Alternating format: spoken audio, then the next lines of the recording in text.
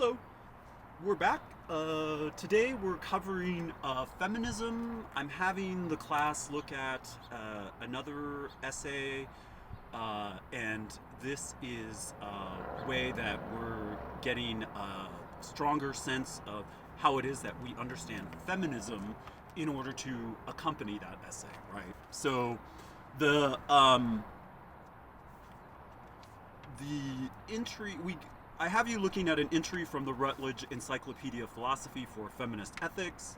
And so in the entry, we have this way of characterizing feminist ethics as a way to articulate moral critiques of actions and practices that perpetuate women's subordination.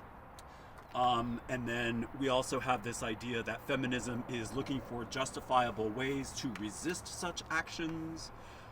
Also, feminism has to do with developing moral ways to envision and achieve the emancipation of women. And so, one of the things that I always like to point out is that if we just take this idea that if over half the population on Earth is women, then a philosophical practical ethics must account for the position of women. So for traditional ethics is not necessarily paying attention to the way that women's view is understood, then feminism is pointing out what traditional ethics tends to ignore, okay? And so that's usually my vantage, that, in other words, feminist ethics is really just completing our picture from traditional so-called male-based ethics. Okay, so in other words, we're looking at that part of the population that traditional ethics typically did not pay attention to. Okay, pay close enough attention to, right? And then so we have in the late 18th century the most famous feminist, Mary Wollstonecraft, then writing The Vindication of the Rights of Women, often noted as one of the first voices in the so-called feminist movement, and then also J.S. Mill with The Subjugation of Women. So J.S. Mill was quite advanced for his day, and that was written in 1869. And as the entry points out, feminism really didn't take off till the 1960s. And so in the 1960s, we had this way of calling into question typical traditional ways of thinking that women were had enough with, right? And so a lot of this also has to do with our ethical structures as being traditionally male, and so those traditionally male ethical structures usually thought of justice as independent, free, equal, and mutually disinterested. And so when we think of that on the surface, if we think of those values on the surface, we think of the way that we're understanding a typically male way of articulating justice and morality, okay? And feminist ethics is calling such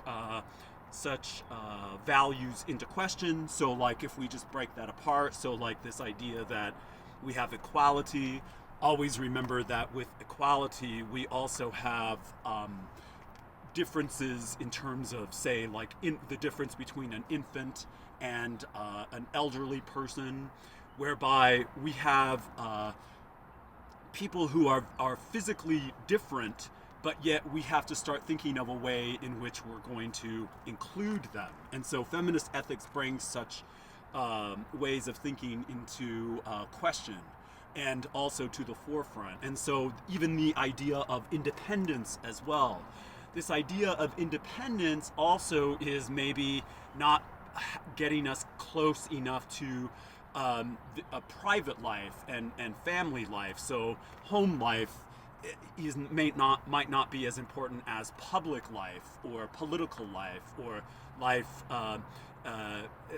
in commerce, etc. Right? And so also this point on being mutually disinterested or even being neutral. So neutrality also is something that feminism is critiquing in the sense that you still need to care about people, and you are still within a network of people as you are working, and whether that be your family, friends, acquaintances, and you care for them. You are emotionally involved with people.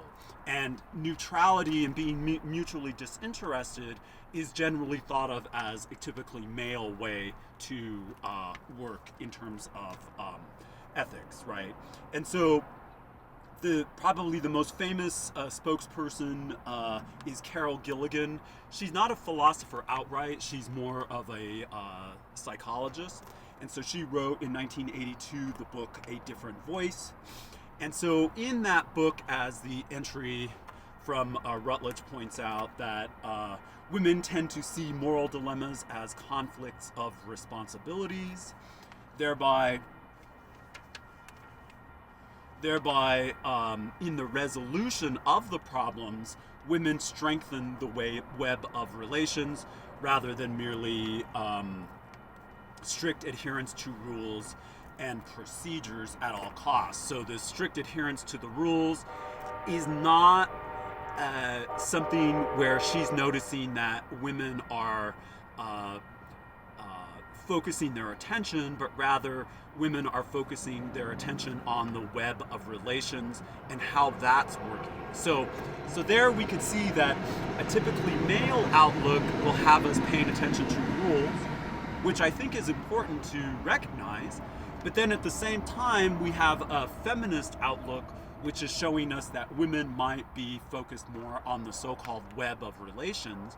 Well, what I like to always point out is if we put those two together, then we have a more complete picture of how it is that we're working, right?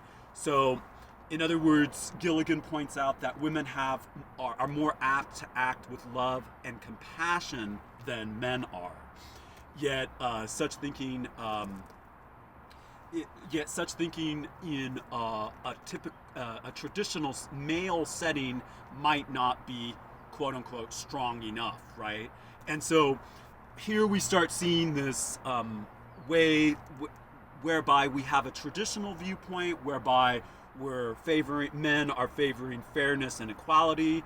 Then in a feminist outlook by way of Gilligan, she's noticing that women are more attentive to care and inclusion and protection from harm as far as how they're understanding their ethics. And so the traditional view would have it be that such a way of focusing on care and inclusion and protection from harm might be thought of as more feminine and not as important.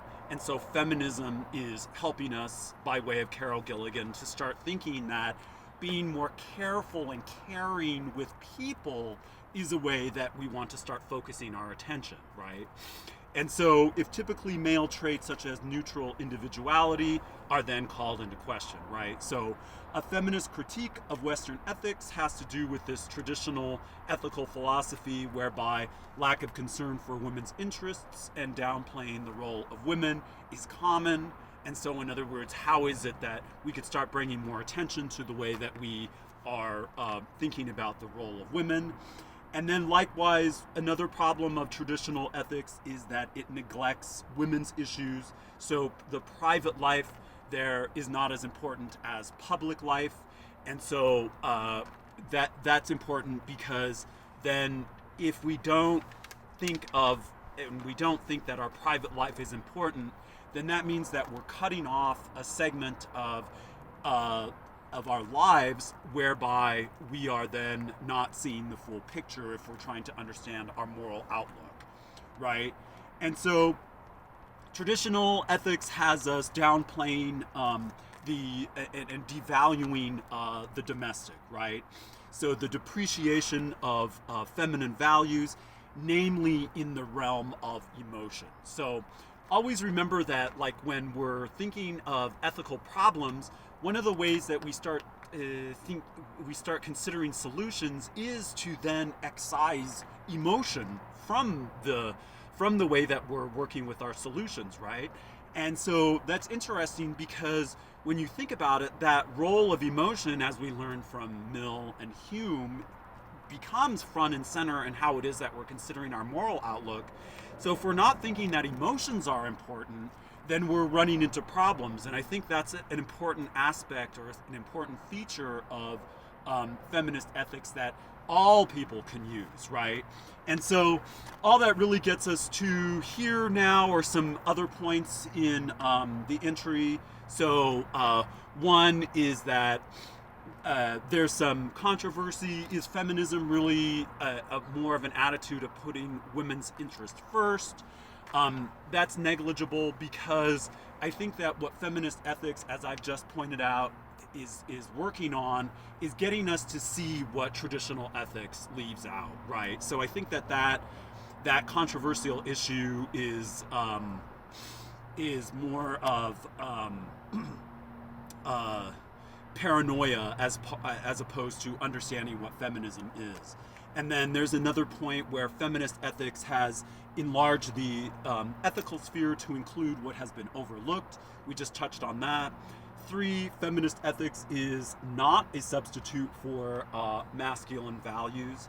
And there I have a note on Jordan Peterson. I know that Jordan Peterson is popular nowadays, and he's popular for downplaying the role of radical feminism. So he's calling into question this idea that there's this doctrine of oppressive patriarchy that undermine the value of masculinity made popular by radical feminism. And I disagree with that because I don't see feminism as an aim to undermine masculinity.